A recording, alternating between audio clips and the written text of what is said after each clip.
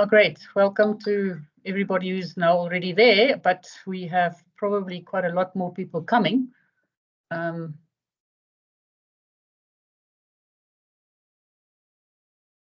Thanks. Maybe you can share your screen so long, Kumain, and then I'll wait a little while longer and then we'll start.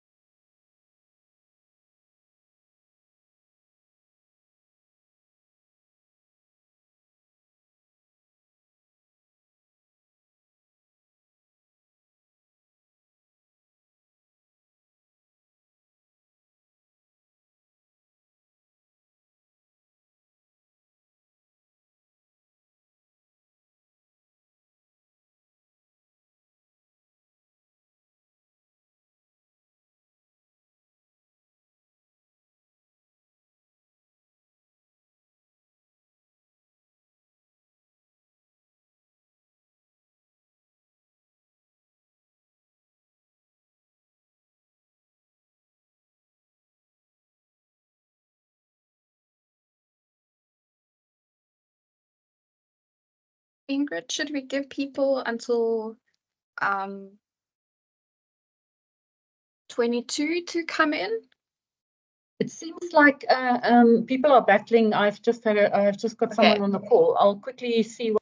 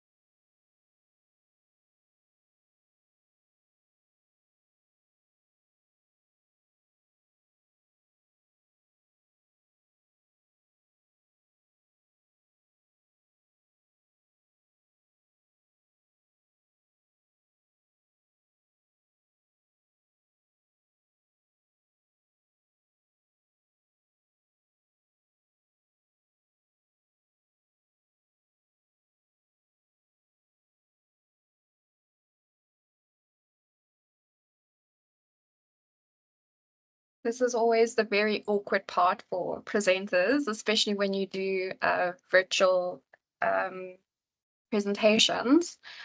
For those of you that have already joined, maybe if you want to, you can just pop allergen questions in the chat section, And maybe at the end of the presentation, there might be some time to answer those as well as the questions associated with the actual presentation.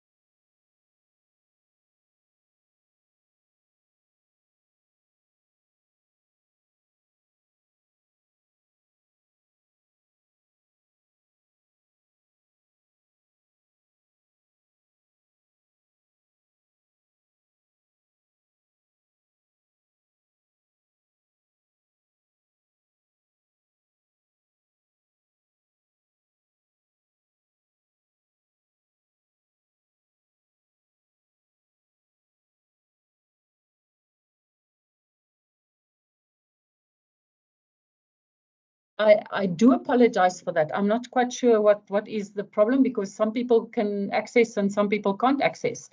So it doesn't really make much sense. Anyway, but I'd like to just welcome everyone to the World Food Safety Day and to our webinar, which we've been very lucky to have Commemoration van Zyl and Louise Marais present to us on allergens this time. Louise Marais we know from many, many years back at 3M, but she's now with Hygiena. She's a PhD in microbiology and biotechnology, and she's been in the industry for many, many years. And Commemoration is an allergen specialist and a consultant and trainer at FACTS. And we want to thank you both for being prepared to do so much work to actually do the presentation to us today. And we really look forward to hearing from you. Thank you very much. And I'll hand over to you, Commemoration. Thanks, Ingrid. Thanks, everybody. Thanks, Ingrid. Okay, so let's jump in. Ingrid or Louise, if I maybe can just ask you guys to give me a verbal signal if my voice is not loud enough or if it becomes a little bit hakkerig. Unfortunately, I won't be able to see you guys because of the way I set up my screen. Okay. Thank you very much for everybody that's joined. Today we're going to talk about allergen hide and seek, so finding the unexpected, so preventing unexpected crisis scenarios, so finding the allergens before they become a problem. And it ties in well with the Food Safety Day theme that has been set by the WHO. Before I start with the presentation, I always just like to give people a rundown of what is going to be discussed or what information is going to be shared. So we're going to talk about food allergens. What are they? What type of symptoms do they cause? Food allergies cause, and what type of foods are food allergens? Then we're going to talk about the food industry's responsibility from a legal point of view, allergen information, food safety system, etc. Then I'm going to talk about hidden and unexpected allergens and what is the difference and how do they come into play. Then I'm going to give more information about effective seeking and effective finding. So how do you get information about hidden and unexpected allergens, and how do you find them if you think they might be present?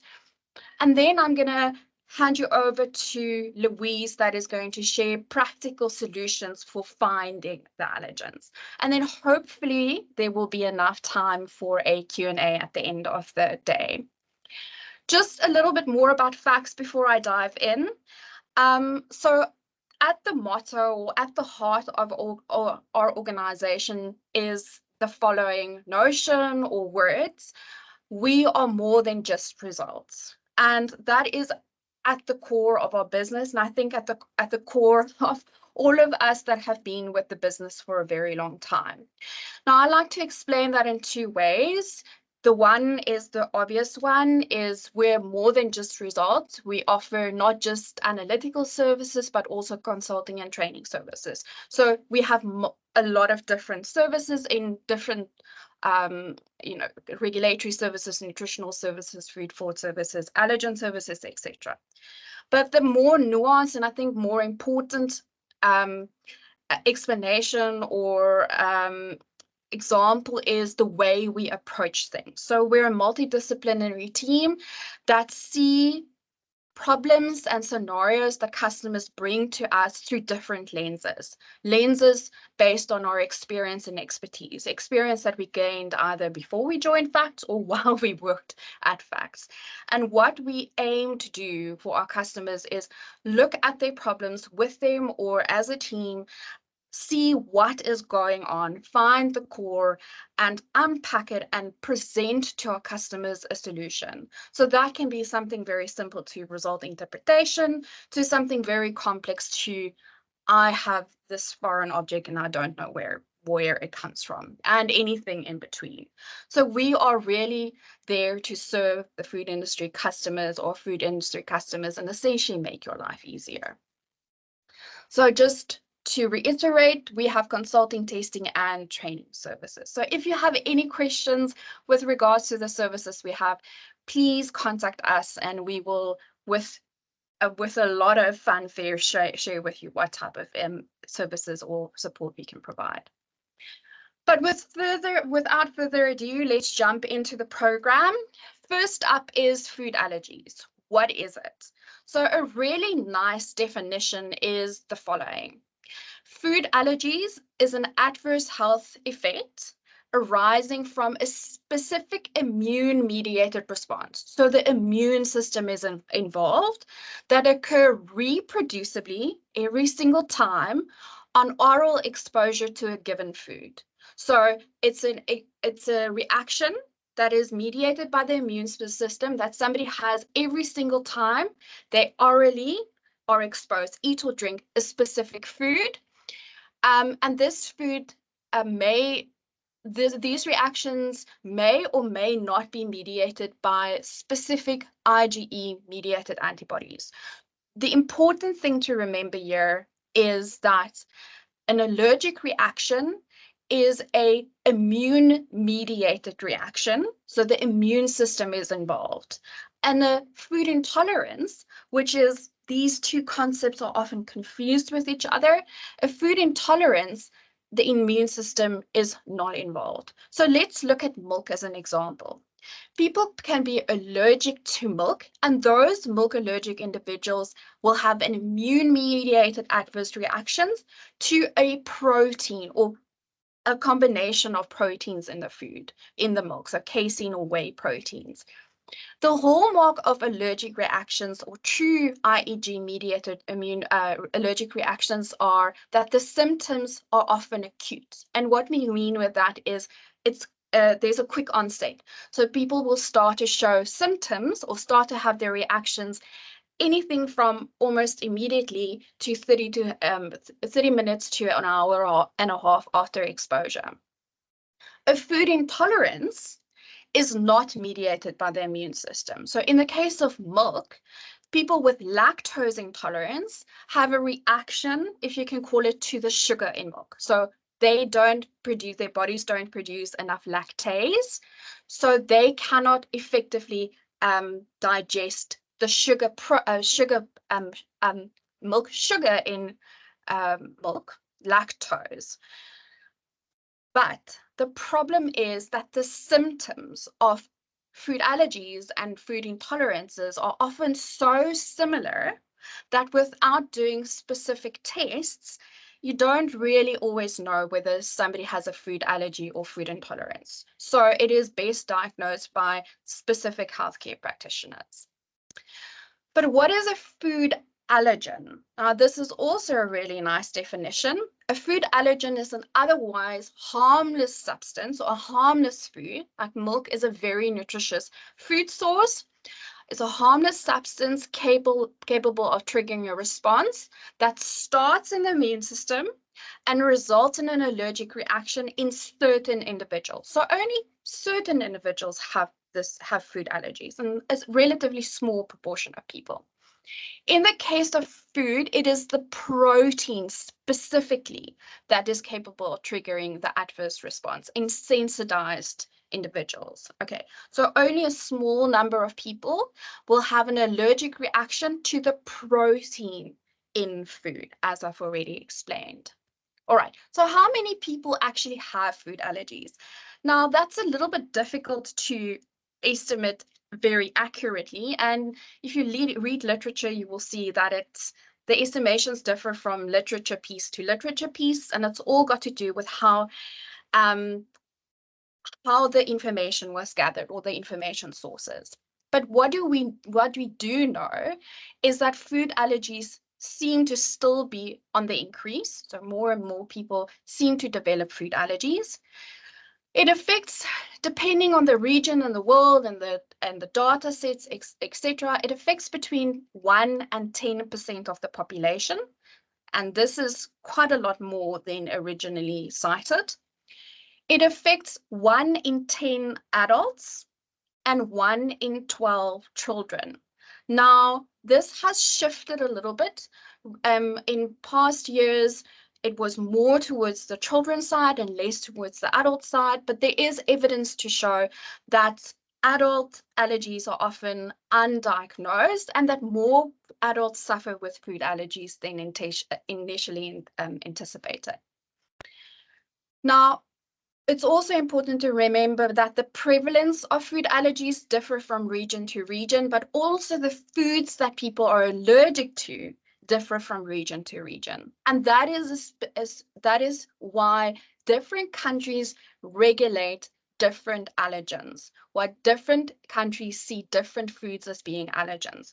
So if you, for example, look at this table, Belarus have a whole long list of foods that they consider to be allergens, where the USA, which is right at the top, have a much smaller list of foods that they consider to be allergens. So different countries, different allergens, and different combinations of allergens.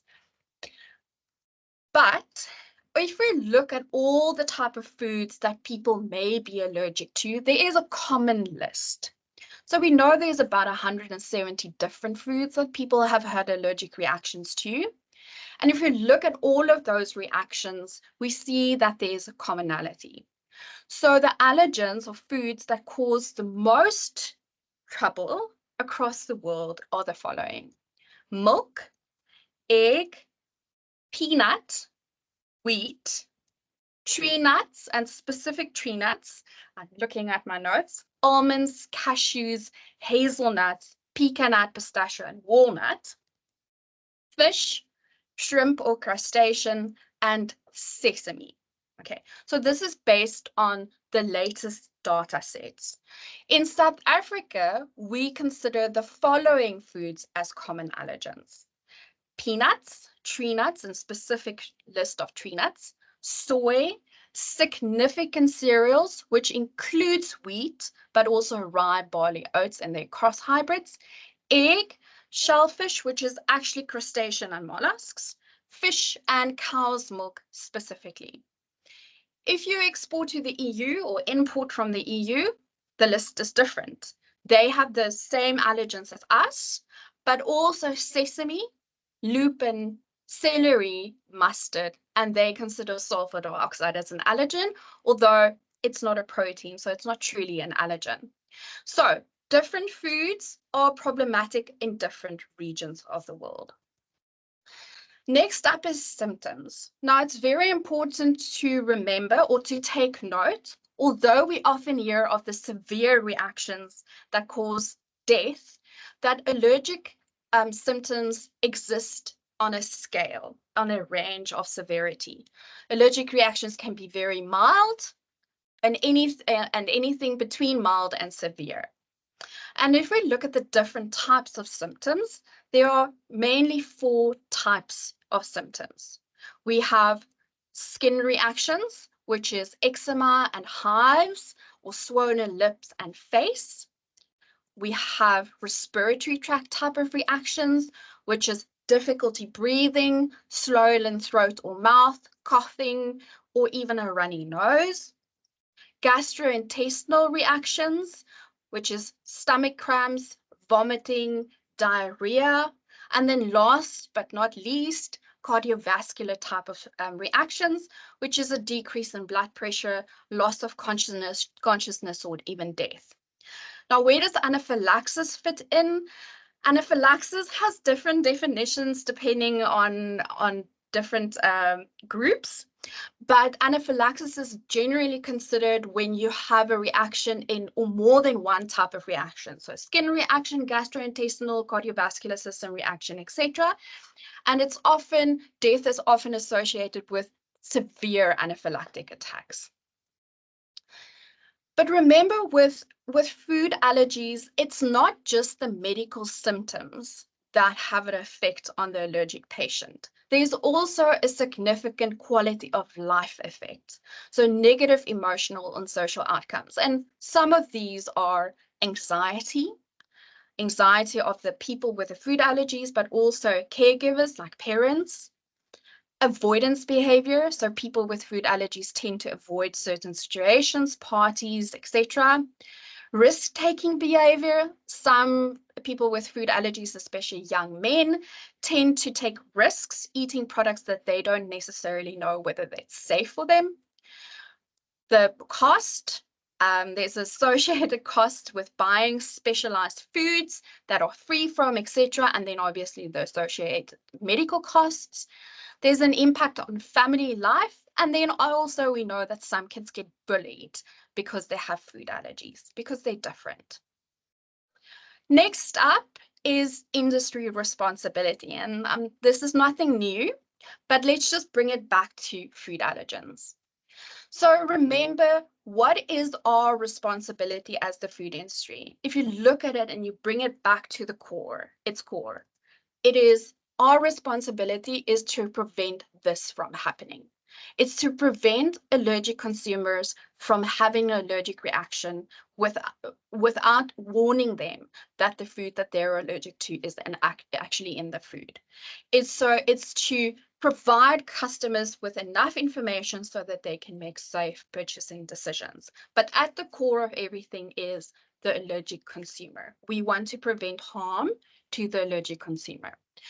So I like to divide the responsibilities into 4 groups. Number 1 is legal compliance.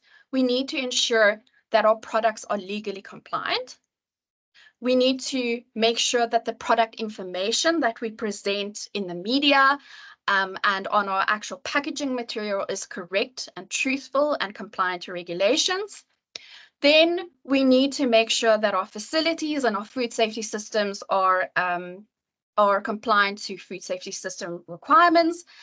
And then last, we need to make sure that our products and our facilities are up to our retail partners, up to scratch to regarding their expectations. So let's just quickly look at legal compliance. Just to quickly remind you, there are 3 pieces of regulations that definitely come into play when it comes to allergen management and allergen declaration. It's the Consumer Protection Act, the labeling regulations, and the hygiene regulations. So the hygiene regulations make mention of allergens and strategies in terms of preventing allergen cross-contamination, but it's actually the labeling regulations R146 that state that, or make it legally necessary for food factories to manage allergens to prevent allergen cross-contamination, and then also indicate how allergens need to be labeled. So just a little bit more information on those specific requirements. The labeling regulations say that if a ingredient or allergen is added as an ingredient, meaning it's intentionally added to the product, it needs to be listed in the ingredient list or after the words contains. If an allergen is added due to cross-contamination, so it's not an ingredient, but one of the ingredients are contaminated or contamination happens in your facility, then you need to apply risk-based precautionary allergen labeling, PAL, precautionary allergen labeling, in the form of may contain. And what do I mean with risk-based? Is there going to be enough of this allergen in the product to be a risk to allergic consumers? And then last but not least, there are also regulations that talk about free from claims. So the allergen is intentionally absent. And there's requirements in terms of what type of free from claims you can make. So you can make specific allergen free from claims and gluten-free claims. And there are specific hoops that you need to jump through to be able to make those claims. All right, next up is the food safety system requirements. So you as a business need to have a food safety management system in place, and you need to maintain it to get access to market and to show due diligence. And a standard feature of most food safety systems is to have an allergen management plan in place. So allergen management is just stock standard part of a food safety system. And then last but not least is your retail partners. To show due diligence, the retailers will require you to make sure that your product is compliant to the regulations, that you have a GFSI. Typically, they require you to have a GFSI benchmark food safety system in place, and allergen management is one of those requirements or systems that you need to have in place as part of your GFSI benchmark food safety systems. So that is, for example, FSSC 22000, BRCGS, etc. Some of the retailers also have additional requirements in terms of allergen labeling, but also allergen management in your facility. And they will also send a third-party auditor to come and check your products and your actual labels.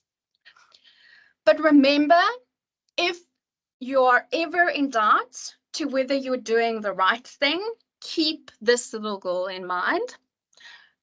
She or people like her, people with food allergies, is the reason why we have allergen management plans in place and why we need to declare allergens so that allergic consumers can protect themselves from harm.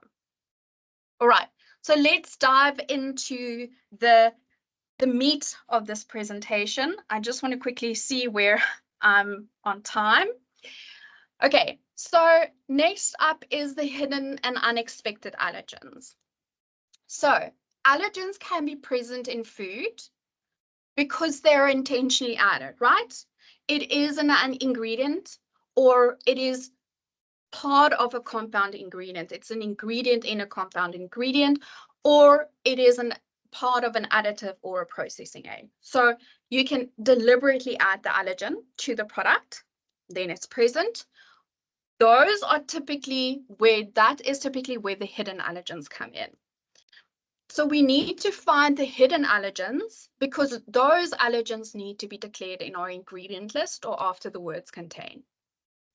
Unexpected allergens are often present because of cross-contamination or cross-contact. So either a raw material is cross-contaminated or have cross-contact allergens in them, or cross-contamination happened in your facility. So these are allergens that are not deliberately added. They are there by accident. Now, these are the unexpected allergens, and they need to be labeled or declared after the may contain. So they are declared as precautionary allergen in the form of precautionary allergen labeling. So let's just look a little bit in more detail let's just look at hidden allergens in a little bit more detail. It's not always immediately evident if you look at an ingredient information that an allergen is present. An allergen may be hidden behind a technical name, like for example, lactoperoxidase is from milk, or it might be in a compound ingredient that you're using. So for instance, if you use hard cheese as an ingredient, often hard cheese contains the preservative lysozyme, which is from egg. Hidden allergens can also take the form of additives or processing aids. So you need to very specifically look out for those. They can take the form of free-flowing agents, lubricants, releasing agents, or clarifying agents. So if those are going to be in your final product, they are going to be hidden allergens. But the allergens can also be associated with feeding stocks. So the nutrients that are used to grow bacteria, yeasts, or enzymes that are used as ingredients. Okay, so think about those as well. So let's just think about our chocolate porridge example that I showed earlier. So we have this chocolate porridge. This chocolate porridge contains cacao powder to provide the chocolate flavor, and chocolate cacao powder may be associated with soy lecithin or even wheat flour. So it can actually contain those as ingoing ingredients. So we definitely need to make sure that our cacao powder doesn't contain wheat flour as an ingredient, because we make a wheat-free clay. The milk powder that we use in this product can also potentially contain soy lecithin as an ingredient. So we need to be mindful of that as well. So more examples of hidden allergens is banana chips may have been fried in peanut oil. So they may be peanut protein associated with those banana chips. Brine often contains milk. Caramel, the color, is often made from wheat. Isinglass, which is a clarifying agent, is made from fish. Xanthan gum may contain wheat, soy, and egg. So when I say may contain, it's going to be there if it is present. And soy sauce, you're going to say, yeah, it contains soy, we know that, but it can also include wheat. So there are a lot of these examples. So what type of resources do we have available as the food industry to find these hidden allergens? You can look at the Allergen Bureau's unexpected allergens in food resource, or you can look at the guidelines to Regulation 146. And I just want to pause and say that at the end of this presentation, I'm going to share a document with you guys with links to all of these references or resources that I'm mentioning, plus the presentation. All right. The nice thing about the guidelines to Regulation 146 is that it gives a long list of ingredients that you need to consider, and it actually organizes it according to the allergen that it might be associated with. So it's really an extensive and really good, well-put document as a resource. So how do you find hidden allergens? You need to carefully review your documents like product information forms or supplier information forms or specifications. You need to pay attention to the ingredient list of that product in those documents, and also the allergen declaration section of the documents.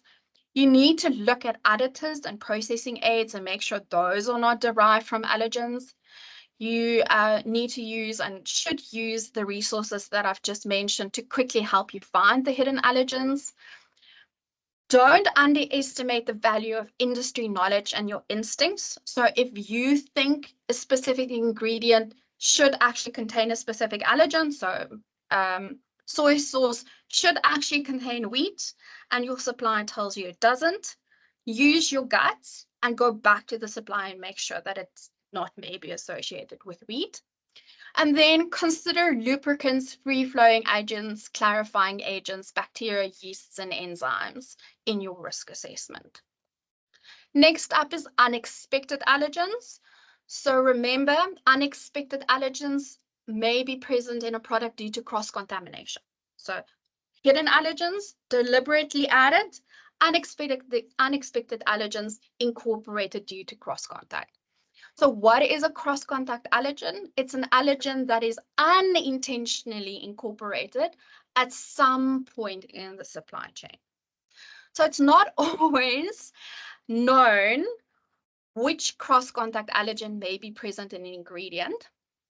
And it takes a considerable amount of time and effort to really piece it out and figure it out. And additionally, while you don't know which allergens may be present due to cross-contact, you often don't know how much of that allergen may be present, etc. So common reasons for the presence of unexpected allergens is agricultural allergen cross-contact, primary processing, shared production facilities and lines, and lack of allergen cross-contact management, so lack of allergen control. So let's just quickly look at agricultural cross-contact. So agricultural cross-contact can be defined as the following. So when a non-allergen crop becomes contaminated with an allergen crop because they are grown near to each other, they share the same fields, they share the same fields due to crop rotation, or the farmers use same harvesting equipment or same transport vehicles or same storage units. And typically, agricultural cross-contact is when that cross-contact occurs even after the implementation of good agricultural practices. So common examples of agricultural reasons for agricultural cross-contact is adjacent crop fields, farming equipment can be a source of agricultural cross-contact, the presence of permissible foreign grains, secondary processing, transport vehicles, crop rotation, cleaning of crops, primary processing and storage and accumulation. I just want to quickly highlight a few. Adjacent crop fields is when you have two fields next to each other and different crops are grown on the two different fields. One is an allergen, the other one is not an allergen, and there's cross-contamination because of drift or migration. So it's enclosed due to close proximity. Crop rotation is when different crops are grown on the same field, in different seasons. And the crop rotation is essentially to preserve soil health and manage pests, etc. So this is an old farming practice. Cover crops are interesting. So that is when different crops are grown on the same piece of field, but the one crop is grown with the idea that that crop is not going to be harvested and sold. It's purely grown on that piece of field on the off season to protect the soil, to cover the soil, to protect the soil from erosion, from pests, from weed overgrowth, for soil health maintenance, etc. And then storage and transport, we have seen many times that cross-contamination happens due to the use of shared storage facilities between different commodities, but also reusing of bulk bags, and then also shared transport vehicles. So those transport vehicles will typically include bulk tankers, rail transport, shipping containers, trucks, carts, and trolleys. All right, so some examples, more examples of agricultural cross-contact is, and these are well known, is garlic often is contaminated. Garlic powder is often contaminated with peanut. Soy lecithin can be contaminated with peanuts.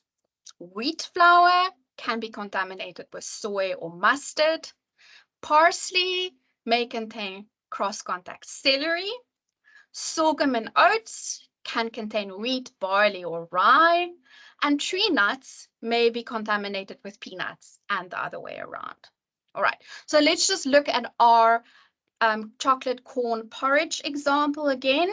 So one of the main, or the main ingredient is corn flour and corn grits, which may contain soy and or wheat. So when we gather the information in terms of this specific ingredient, we need to pay careful attention to find out whether it may be contaminated with soy or wheat, especially because we make a wheat-free claim. Right, so what resources do you have to identify these unexpected allergens? Once again, the Unexpected Allergens in Food Allergen Bureau resource, but more specifically for agricultural cross-contact, they have this amazing tool, the Assessing Agricultural Cross-Contact tool, which consists of a guideline and a matrix. All right, so how do you find unexpected allergens?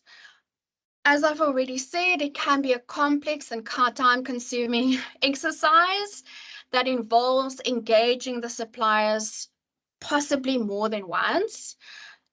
Critically looking at the may contain statements of your product, but also the allergen cross-contact declaration section in your product information or supply information forms, and then also getting detailed material specifications and detailed material information from your suppliers. Once again, rely and listen to your gut, rely on your industry knowledge and instincts. If something doesn't seem plausible, rather go and check and ask questions of your suppliers until you have clarity to what the allergenic status of an ingredient is. With agricultural commodities, you might need to ask additional questions like, are any allergens crops grown nearby to the product that you're buying? What crops are used for crop rotation? What season are the crops harvested in, the specific crop harvested in? What controls are in place to reduce the presence of other crops in the product that I buy? What controls are in place to prevent cross-contact from shared maintenance and harvesting equipment? Do the primary processor or the secondary processor have allergen controls in place? And what is the size of the cross-contact crop? Because that size and shape, because that will indicate or we give you some kind of idea how effective sorting would be as a allergen control. Then in terms of food manufacturing, when we start moving more towards what we know, then you will ask specific questions that relate to common allergen cross-contamination or cross-contact mitigation strategy. So typical allergen controls like supply and raw material risk assessment, material handling, shared equipment and environment, cleaning and sanitation, production scheduling, rework, and training of people. Then you will start asking questions with regards to that. So how do you get the information from suppliers? So what we have learned, or how do you get information from the suppliers? So typically the food industry will get information from suppliers via supply questionnaires, product or supplier information forms, product specifications, audit reports, or if you're lucky, on-site audit or inspection. And often we need to rely on the first two to get the bulk of our information. So supplier questionnaires or product and supplier information forms. But what we have learned over the years is the way in which you ask these questions from your suppliers do have an impact on how quickly you get valuable information from them. So how do you ask for the information? So through the years, we've learned some tricks of the trade, and we've seen questionnaires that do work and questionnaires that don't work. So we've kind of come up with a set of questions that we think will help the food industry gather as much information as possible in the shortest amount of time using a supply information or product information form. So this document in the form of a Word document will also be a link in that resource document that I'm going to supply to you guys. Okay, so the core message is set yourself up for success, ask the questions in the best possible way. Okay, so there's 3 things that we recommend. Organize questions under clear, purposeful sections. 2, make questions clear and easy to understand. And 3, ask confirmation questions and for evidence so that you can identify red flags. So what do I mean with each of these? Organize questions under clear sections. Combining asking all of the allergen information in one big table. We've seen that this doesn't necessarily work. It causes confusion and a lot of information breaks. So don't do this, or try to avoid combining everything in this one big elaborate table. It saves space, but it's not necessarily going to save you time and problems in the future. Rather, divide the questions and put them under purposeful headings or in purposeful sections.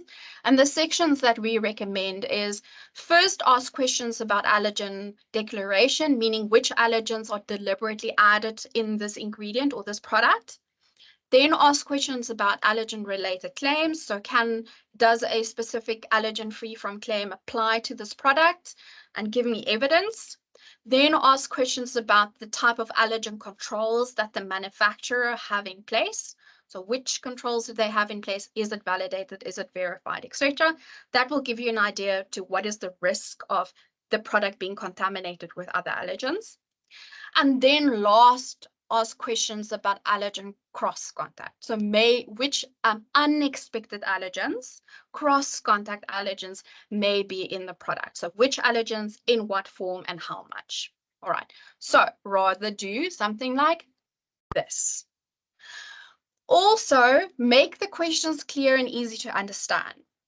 So what I mean with that is give explanatory notes. Explain to the supplier what information you want. Okay, so very clearly, this is what I want, or examples. And also, as I've already now mentioned, give examples. So in the header of the tables is examples of the type of information that is required, so that they don't have to guess what you want. You're actually showing and telling them what you want. Then ask confirmation questions and for evidence to identify red flags. So remember that these allergen questions don't live in isolation. When you receive this information, it's typically part of a bigger ingredient information form or product information form. So you can also cross-reference the allergen information or the information in the allergen section with other parts of the document. And you constantly need to cross-check the information to identify red flags. But what do I mean with confirmation questions? So this specific ingredient contains soybean oil. It's refined, but it still contains protein. So it's still a risk, right? It's still an allergen. But then in the allergen claim section, it says a soy-free claim applies to the specific product. So that doesn't really make sense. So that's what I mean with ask confirmation questions and to identify red flags. And there's many more examples like this. All right, so ingredient declaration. So by the end of this whole process, which we know can take quite a lot of time, by the end of this process, getting all the information from the supplier, you hopefully have enough information to know which allergens are deliberately added to your product. So meaning which hidden allergens are part of the ingredients that actually go into the product. And those need to be listed in the ingredient list or after the words contain. And then hopefully you will also know which allergens may be present in the final product due to contamination that happens in your facility or contamination that happens in the supply chain, so that you can do a risk assessment and determine whether you need to cull for those specific allergens. All right, so next up is effective finding. So now you've looked at all of this information and you realize that one of your raw materials may be contaminated or may contain a specific cross-contact allergen. But you don't know how often it's going to contain that allergen. You don't know how much it contains, and you don't know in what form. So now what do you do? Remember I said you need to apply a risk-based precaution allergen labeling. So only if there's a risk to the consumer. So to do that risk assessment, you need all of this information: how often, how much, and in what form. Now, there are resources available to help you in that journey. And I'm referring again to the Assessing Agricultural Cross-Contact tool. So it is a guideline and a raw material risk matrix questionnaire. So you fill in all the information that you have, and it gives you a risk rating. Is it this product low, mid, or high risk? And based on the risk rating, it tells you how many samples you need to analyze from the specific batch of ingredient or product to kind of get the information that you need if your supplier can't provide it to you. All right, so I'm going to quickly try to do an example just so that it makes sense.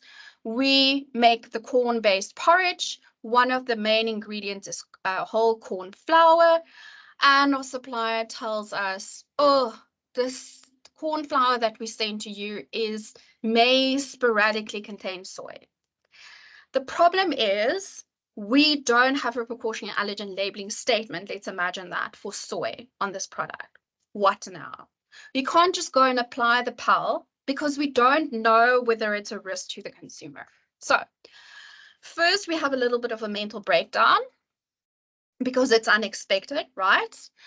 But then we remember the Allergen Bureau tool. And we swiftly fill in the risk matrix questionnaire. It tells us, oh, this is a high risk. And that tells us, okay, we need to investigate further. And because it's a high risk, we need to take 15 samples of this consignment of corn flour that we received, or 10% of the consignment if it's more than 150 units. So what do we have? We have 10 pallets with 25 bags on each pallet. So we have 200 bags of wheat flour, of corn flour. Okay, so we need to draw 10% of that, or sample from 10% of that. So it's 20 samples. We have it analyzed for soy by an accredited lab, and we get back the results. Okay, 10 samples tested positive, 50%. Okay, so now we know soy is present and it's prevalent, but it's inconsistently spread. It's all over the show. Okay, so now we need to think, but at what level will it be a risk to the consumer? And that's where some number crunching comes in into play. So if we look at reference doses and consumption amounts, which is a whole different topic of allergen management, then we know any product or any of these bags or corn flour that contains more than 16.2 ppm or milligrams per kilogram soy flour is a risk.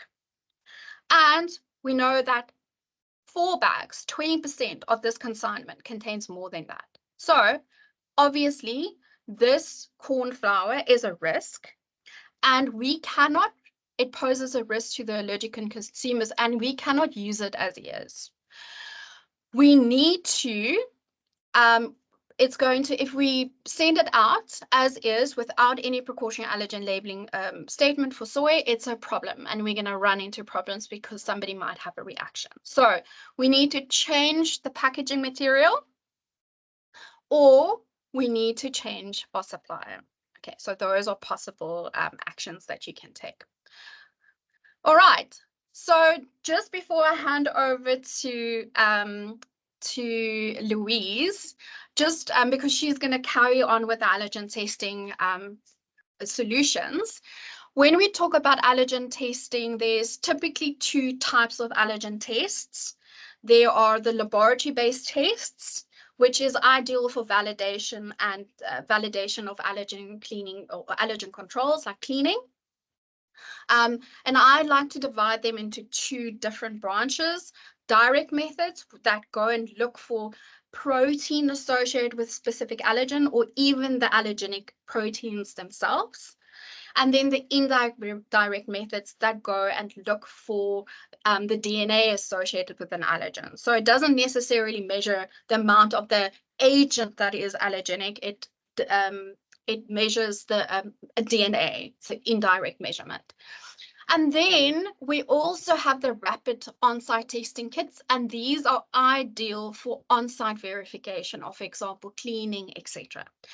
Now, I know that Louise is going to talk about ATP as well, but we normally recommend protein swabs. So just total protein indicators. They're super simple to use, or lateral flow devices. So the lateral flow devices are allergen specific. The protein are just protein.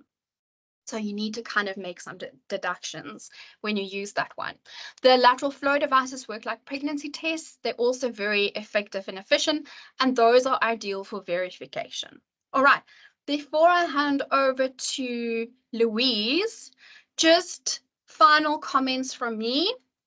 Allergens can be hidden or unexpected, but they need to be correctly declared if they are present.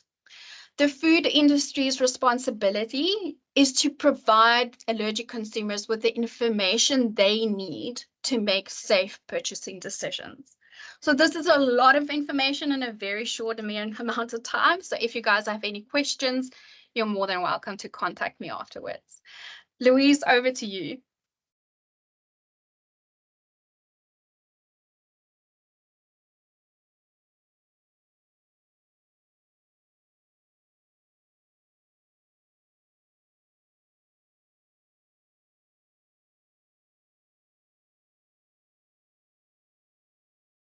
Louise, are you there? Hi, Commain. Yes, can you hear me? Yes, I can. Okay. Thank you so much. I think that was a great presentation. I certainly learned a lot, like always, when I have discussions or meetings with you. I think it's really important, all that you mentioned, and even for me, it's now much more clearer, what allergens is and how to go about to find the hidden ones, etc. So thanks for excellent presentation. Just maybe for the audience, how hygiene works together with facts is that They are an official distributor for our allergen products in South Africa.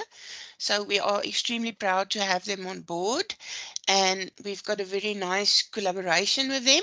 So whenever you need to purchase some of our products, you're welcome to contact me directly or contact Kumain and her team. They are there and more than willing and able to assist you. So from my side, thanks Kumain for an excellent presentation. Okay, so I think I'm just gonna quickly share my screen, and then we can just basically look at all the options that is available. So just let me know when you can see my screen.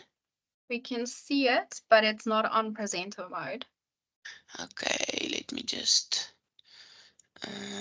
get it there. Da, da, da. Is it now better? Unfortunately not. Ooh, okay. Let me just see. If you make it big again and you go down to the start the presentation icon, I think then it will switch over to the presentation automatically. Okay, let me try that quickly.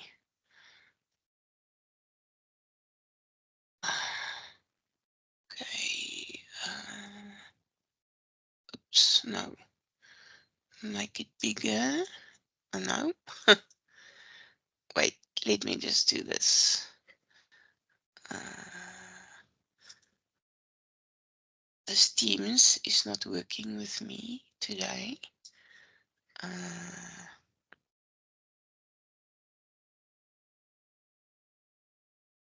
Okay, so while Louise is trying There to we share her go. screen, we can just, I just want to mention you can write your questions in the Q&A or in the chat, and we'll look at the questions after her presentation. Thanks.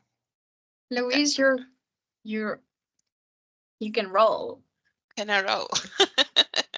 Okay, thank you so much. Right. Okay, so we're just going to have a quick look at the products that we've got available in our Hygiena portfolio. So I think Kumain already gave a nice explanation as to the different types of product that you can use to detect your allergens. So the first is ATP testing, which I will describe. Then AllerSnap, that is the normal allergenic protein detection swab. Lateral flow that Kumain has also mentioned, and this is the test that is really quick and easy, and it really gives you an answer to the presence or absence of your allergens. Then if you go more in-depth type of testing, where you also want to quantify the allergens that are present, then you are looking at ELISA and PCR solutions. And then I'm also going to highlight some of the gluten testing solutions, because we've got quite a big variety of tests for the gluten testing. Okay, so let's continue. So ATP testing, and I fully agree with what Kumain has said. ATP testing is not really effective enough to be able to detect allergens, because of the fact that ATP is present in proteins, and yes, they will be present in allergenic proteins then.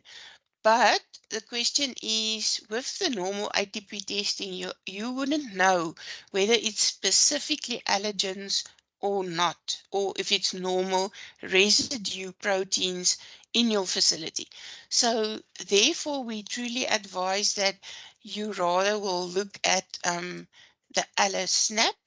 This is the quick and easy test to really test the cleanliness of surfaces by detecting specifically allergens. Okay, the test is really very easy to do, and you have a result within 15 to 30 minutes. It is also quite sensitive. As you can see, 3 micrograms of proteins can be detected. It's easy to interpret because it's basically a color reaction. So in your facility, it's quick and easy to use, a quick and easy solution. Then the lateral flow that Kumaina has also mentioned. So we have Allertox sticks, which has a different variety of allergen types of tests that's available in this format. And then specifically the Gluten Tox Pro, which is then specifically for gluten detection. As you can see with the Allertox kits, the limit of detection is also fairly low. It can detect low quantities of allergens, and this is specifically what you need. So 1 to 20 parts per million.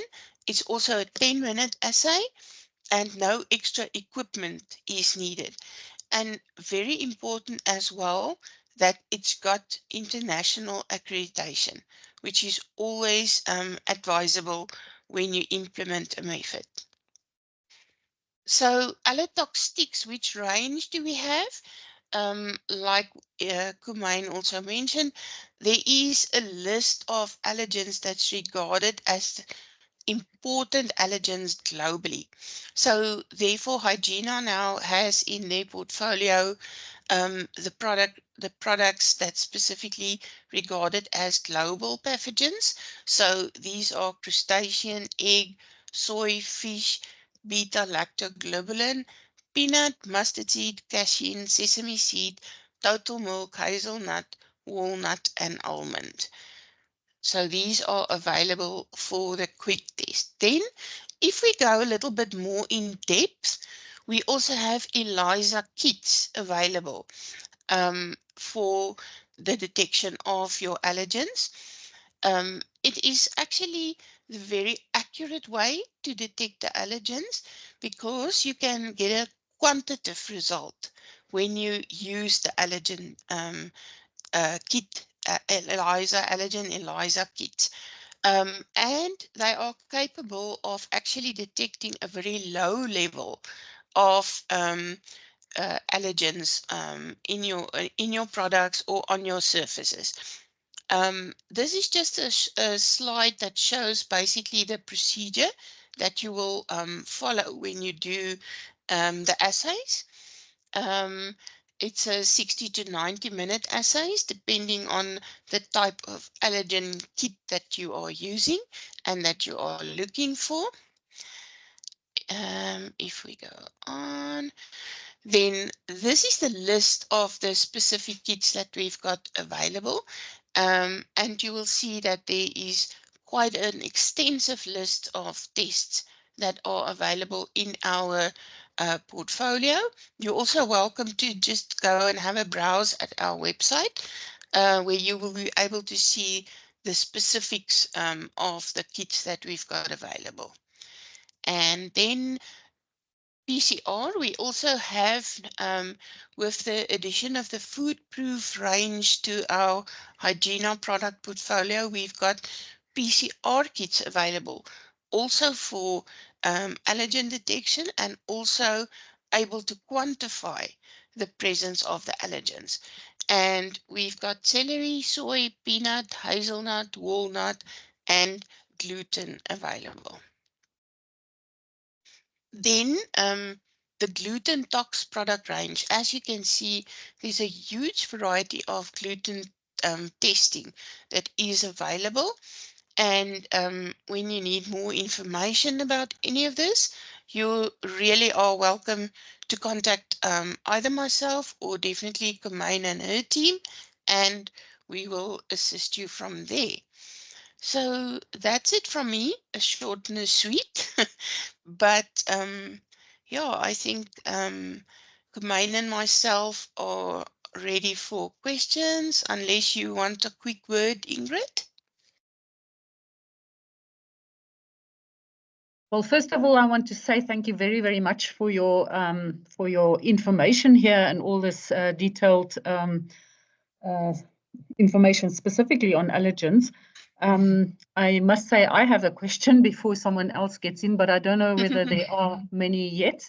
I see that you have a test for coconut. I mean, is there a region in the world where people are quite severely allergic to coconut? I know it counts as a tree nut because obviously, you know, it is a tree nut, but I mean, it's not sort of, you know, we always think about the nuts that we eat, like pecan nuts and almonds, and I see also the one for our nuts that we grow here and ship to China big time.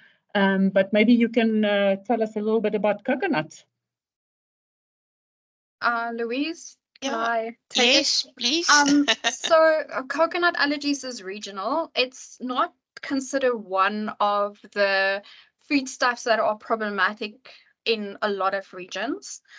For that matter, it wasn't even considered an allergen. It wasn't flagged an allergen even for regional consideration by an FAO WHO expert panel recently, but it is problematic in certain regions. It can cause reactions, and it is considered in the tree nut group, if I remember correctly, in the US and in Canada.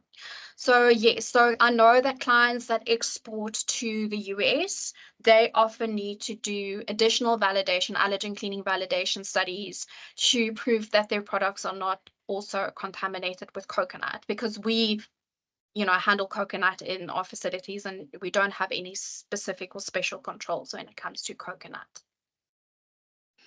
Thank you. I do also have another question. It seems to me that in the world that we live in today, there are many people who seem to pick up allergens as they grow older. And I think that's quite an interesting thing happening. And obviously, it's very difficult to pinpoint what is the cause of that. But do you have maybe information on which are the allergens that people pick up? Because I mean, look, there are also people who are allergic to tomato and to things like that. So, but I mean, I'm talking now about the general allergens. I know that gluten has become a big issue. I mean, apart from the people who think that gluten-free is better for you, there are a number of my friends who are older, over 45 or so, which all of a sudden become gluten intolerant and severely so. Maybe you can comment? I wish Harris was online. He's the doctor, but okay. You kind of raised a few things there. So, adult onset food allergies are becoming a little bit more common, or is a little bit more common than initially thought. And what kids and adults are allergic to is a little bit different. Kids are generally allergic to milk and egg and peanuts, where adults tend to be allergic to fish. I think it's shellfish, and the nuts, peanuts and tree nuts. And then, for example, adults' milk allergies is very unstudied or not studied in detail. So yes, people develop food allergies later in life, and adult onset allergies is not uncommon. It's actually more common than we initially thought. But just interestingly, there's also something called pregnancy onset allergies. So women that develop allergies while they are pregnant. So it may be just because while they're pregnant, or it might persist after the pregnancy because your immune system is under pressure when you're pregnant. Okay. Then Ingrid, you kind of touched on, once again, the argument between food intolerances and food allergies. And it is not very easy for the general consumer to know the difference between food allergies and food intolerances, because symptoms are often very similar, and even certain healthcare practitioners use these definitions or these words interchangeably. So when it comes to gluten, that's very interesting. Yes, there seems to be a lot of people that have problems with gluten, but whether it is truly gluten is up for debate. So when we talk about gluten or significant cereal, in South Africa, we call this group of cereals that contain gluten significant cereals. When we talk about the significant cereals, there are, I would say, 3 to 4 groups of consumers that are involved. The people that have wheat allergies, right? So they have a food allergy and they're allergic to wheat proteins. People with celiac disease, which is a very specific medical condition, they react to gluten. So they have it's also an immune response, but it's not an IgE immune response. So they have celiac disease. Celiac disease is extremely rare. Then we have people with non-celiac gluten sensitivity. Okay, now this is a very difficult disorder to diagnose, and it's not really known what causes it, but there seems to be some relief when these people exclude wheat and gluten from their diet. So how it's diagnosed, it's not done through any specific testing. Celiac disease is diagnosed through biopsies, but it's essentially diagnosed through elimination. So the person does not have a wheat allergy, they don't have IBS, etc. But then there's also FODMAP sensitivity. So separate to that, there's FODMAP sensitivity. So that is when certain of the carbohydrates and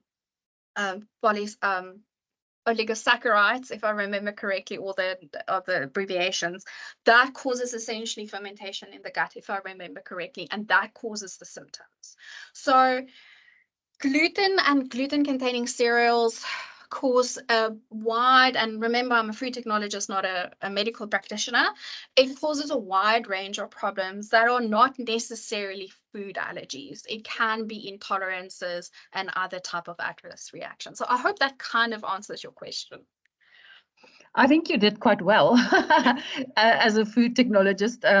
I know that these gluten intolerances in some of the people I know are so severe that the uptake of essential minerals and vitamins was and that's really why I think it is a severe, and I mean that's why we also have to put this gluten as an allergen on all the labeling so people know, because I mean gluten is very much a hidden product or problem. And that's why, you know, they need to know, because once they've gone off gluten intake, when they do then take some in, they actually seem to get a very severe reaction. Not that it will be, you know, life-threatening. It's not life-threatening, but it's debilitating. But it's still very, very uncomfortable and not fun. Yes, and a lot of studies show that gluten is often present in foods when it's not, even if it's without it being declared.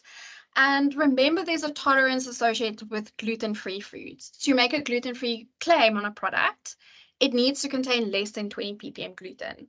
So the question mark is that truly safe for people with celiac disease and that is sensitive to gluten? So, for example, Australia did away with that 20 ppm limit. Gluten-free is gluten-free because what is safe to people that is sensitive to gluten? Oh, yeah. Yeah, I think that Harris Steinman, aren't you in the meeting? You could possibly also comment if you'd like, but he is, but I don't know whether he's going to comment. Maybe he could put up his hand if he is still there, because I think it's very difficult sometimes to get everything done.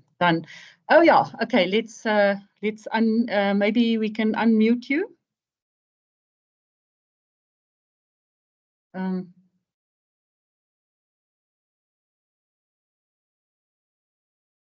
Sure. Hello, Mike. Right, thanks. You've enabled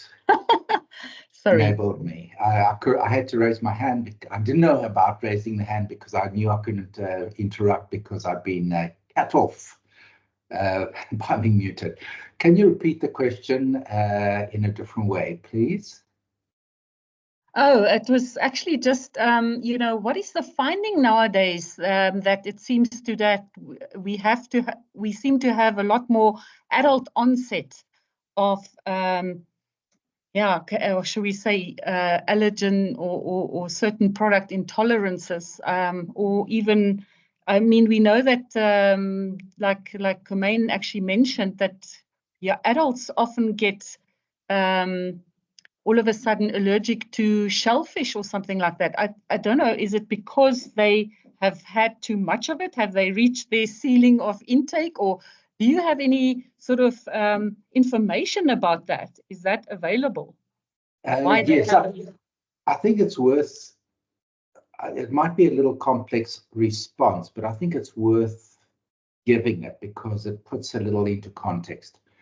We don't know why food allergy occurs. There's a lot of theories for it, but it appears that there's a number of factors involved, like the maturity of the GIT system, and then what we call the hygiene hypothesis, where there's a balance in the immune system, and if you don't have environmental triggers like worms in the area or dogs or cats or so and so, that your immune system balances more towards developing allergies.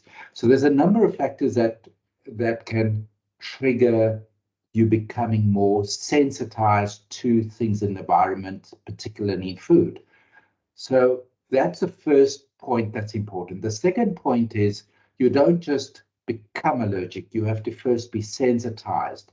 So with that in the background, let's say you living in a city, you don't have exposure to dogs or cats, and your house is being vacuumed every day, and etc., and you get lots of smog and you're smoking. So your body's now a little bit sensitized is the wrong word, pre-conditioned to maybe be triggered by something else. So when you eat a food, your body's normal mechanism for processing the allergens is now oversensitized. And so you can develop, your body then says, hang on, this that's coming in now, I'm not so happy with it. And what it does is it says, okay, let's form a protective barrier of IgE in case you experience this again. Now, a good example of where this breaks down is it's been shown that in adults who are on antacids, and acids often block the acidic environment in your stomach. So there's a chance that the allergen doesn't get broken down in the stomach by the acid. This is not the tough ones that like peanut, etc., that don't break down regardless of whether there's acid or not. But for other allergens, it means the acid doesn't break it down, so it can then move through and present itself in the system to the body. And one of the other arguments here is that in your small intestine, your bacteria and your fungi, etc., play a role in how these allergens are presented to the immune system. So you've got another layer now saying, okay, you've got an allergen or a protein, let's not call it allergen, you've got a protein coming in, and the protein is now not so well protected with acid for whatever reasons. Your body's more sensitized, and your immune system, your microbiome that you've been screwing over by having too much of this and that, and maybe say too much preservatives or additives or so, we can now present to the body and a protein that is normally not a big deal, but your body might not like it now. And so your body is now being a little sensitized to this, which means the next time you take this food in, your body now says, hang on, I've been warned before, and then it decides whether to mount a response or not. Now, I'll give you a good example of that. At the moment, we've been talking about all the main allergens, but Woolworths was having, I was in a Woolworths store and they were doing a promo on Avos. And the person who was doing the promo has been around to a number of Woolworths stores to promote the new Avo season. And she was telling me the amount of people who said they can't tolerate Avo because they develop allergy reactions. And when I asked about the symptoms, it's true. Now, Avo allergy was always very low, but according to her, at every store, she's getting 2 or 3 people complaining. Now, obviously, that doesn't mean it is an allergy, but the symptoms sounded like it. And if it's true what she's saying, then it's got to do with the system of our bodies now becoming a little bit more sensitized. And so more adults are responding to an allergen, to a protein that we didn't regard as a big allergen before, but might be becoming an allergen because of what we've been doing in our environment, etc. So it's a long answer, but I thought it'll be useful for your listeners to understand how these things happen and why they can change. In other words, it's not always ironclad. Things can move left or right depending on a number of factors that we often don't have full control over. Does that sort of give you a good answer? I think that was great that you answered that in that way. I do have another question though, because it seems that kids can sometimes outgrow their allergies. Why does that happen? Yes, basically, Kamain could have answered that too. But essentially, we don't fully understand why some kids outgrow their allergens, but we do know it's got a lot to do with the allergen per se. So with some allergens that can outgrow it in 3 months, milk usually takes about a year, and most will outgrow it. But things like peanut and others can be lifelong. The reason for that, we don't fully understand.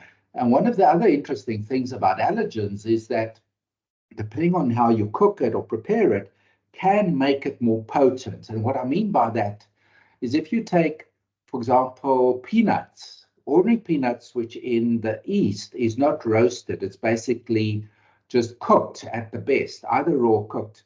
The allergenicity or the prevalence of peanut allergy is low in the East, and it's because cooked peanut is low, has a lower potency than roasted peanut, which goes to a high heat.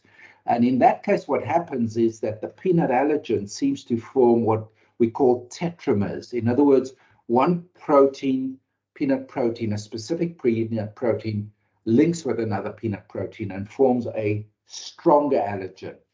And the same argument has been going on with some of the other innocuous allergens who, if you fry them using the Maillard reaction where it gets fused with some sugar, there's some evidence that a Maillard reaction also increases the allergenicity of a protein. And so it's got to do with somehow it triggers the immune system to remember this protein with a stronger memory and then prevents you from becoming tolerant to it. Tolerance is another discussion on its own. If we had time, we could have spoken a bit about that because it's quite interesting why people do outgrow it from that point of view. But the fact is not all proteins or allergens are equivalent in being outgrown. Thank you. That's not actually very nice to hear because I think that all the roasted things are much more palatable and nicer for us. I do have one. I'd just like to add in there, and that, you know, as a kid, you could theoretically outgrow it but if you develop your allergy for the first time as an adult, and some people do, those are the ones that just won't be outgrown. Once you've got it, you are screwed. You've got it forever. Yeah, pity then, hey? Anyway, but thank you very much, Harris. We appreciate your input here. I do have a question from Greytech. They wanted to know whether epoxidized soybean oil counts as an allergen. And I mean, I don't know, isn't oil extracted to such a degree that it doesn't contain any proteins anymore, or would there be some traces left? Yeah, so I sent a message on the chat. So that's a very interesting question. It's not an ingredient that I'm very well, I mean, I have a lot of information on or knowledge on. It would be kind of invited the person to send us more information. But the simple rule of thumb is that if all the protein has been removed, or degraded, then the risk is low. But if there's still protein associated with the product, then obviously there's a risk that needs to be investigated. And I say investigated because there's a lot more to it, especially with these highly processed derivatives. So rule of thumb, if there's still protein associated with the product, then you need to look at how much and what are those proteins, and then you need to consider how it's applied, etc. But that's, yeah, without knowing all the details and the specific application of the product, etc., it's a little bit difficult to answer that question. Yeah, I think like you asked them for the actual specification or the data sheet, they can do that and then take it up with you and decide it can be discussed further. Anyway, but we really are now out of time, although we actually started quite late. I want to say thank you to everybody who was on this webinar. Hope that you also found it quite informative. And thank you very much again, Commemoration and Louise, for all your work beforehand as well. And yeah, for getting us a bit up to speed again with allergens and yeah, how important it is to test them and make sure. It's actually great that one can test them at such low levels. I mean, parts per billion, it's not bad. Oh, it's parts per million, parts per million, not billion. Yeah. Okay, but thank you very much. And I hope that you all will have a lovely Friday afternoon and a good weekend. Yes, thank you Bye, so everybody. much. Thanks, everybody. Bye. Bye-bye. Bye. Bye.